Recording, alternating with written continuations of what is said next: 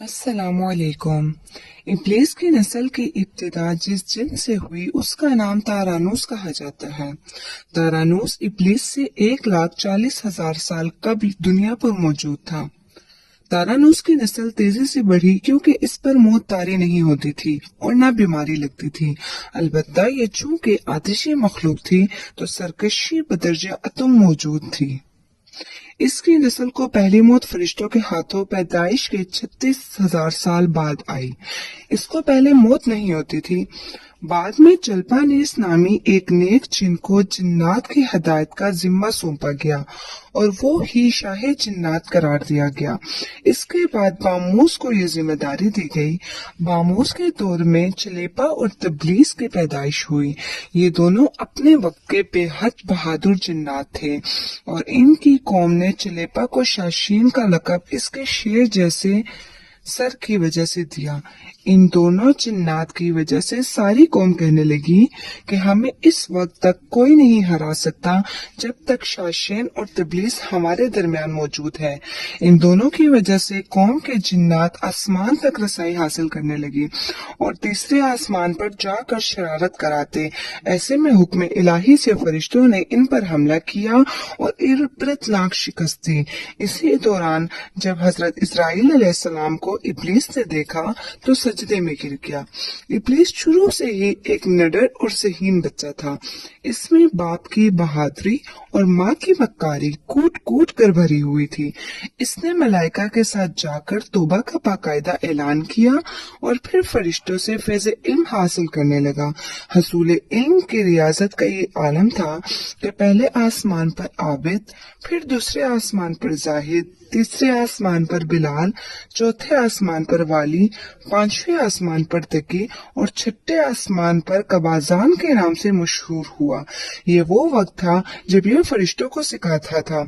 सातवें आसमान पर इब्लीस हफ्त अफलाक के सब मलाइका का मुअल्लिम करार दिया गया। यहाँ तक पहुंचकर इब्लीस ने अपने आजिज़ी और रियासत की इंतहा कर दी। इब्लीस ने कमोबेश 14,000 साल अर्श का तवाफ किया। इसने यहाँ फरिश्तों में उस्ताद सरदार अजाजील के नाम से शोहरत पाई और कमोबेश 30,000 साल मुकर्रबीन फरिश्तों का उस्ताद करार दिया। इब्लीस के दर्सोवास के मियाद कमोबेश 20,000 साल थी। फरिश्तों के साथ क़ियाम की मुद्दत कमोबेश 80,000 साल है। इब्लीस को हुक्म हुआ कि दारोए जन्नत रिजवान की मुआवनत करो और अहले जन्नत फरिश्तों को अपने इल्म फजल से बहरोवर करो। यूं इब्लीस को जन्नत में दाखिले का परवाना मिल गया और जन्नत ने अपने इल्म से दारोगे जन्नत रिजवान को सैराब किया और यूं जन्नत रिजवान की कुंजियां इब्लीस के पास रही। रवायात के मुताबिक इब्लीस खजांची के फराइज 40,000 साल तक इंजाम देता रहा। यही वो मकाम आला तरीन जन्नत रिजवान ही था जहाँ इब्लीस ने पहली बार बादशाहत का ख्वाब देखा। इस वक्त इब्लीस के पास हफ्त अकलीम, अफलाक, जन्नत, दरोगा सब का इख्तियार था और उसने चप्पे चप्पे पर सजदे किए थे।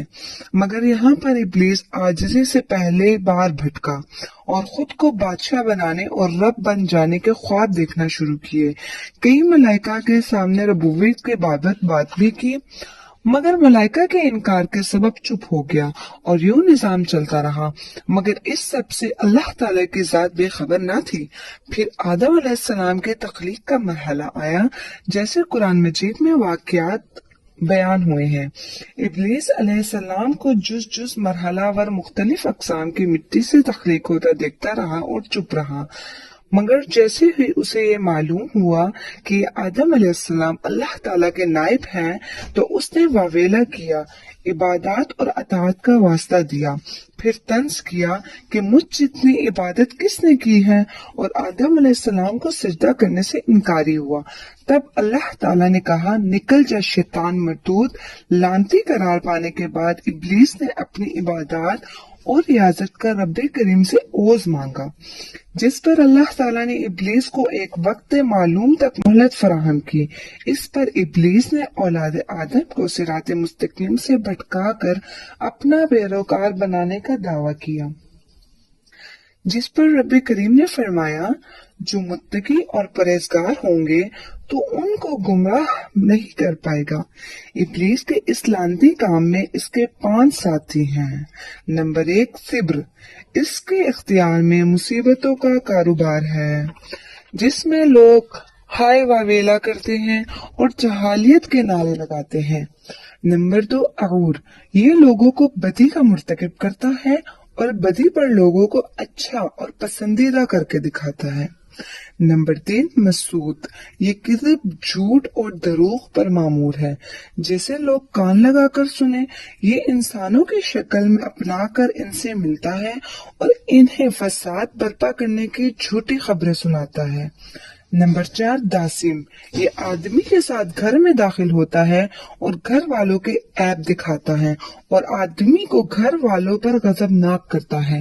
نمبر 5، سکنیور۔ یہ بازاروں کا مختار ہے۔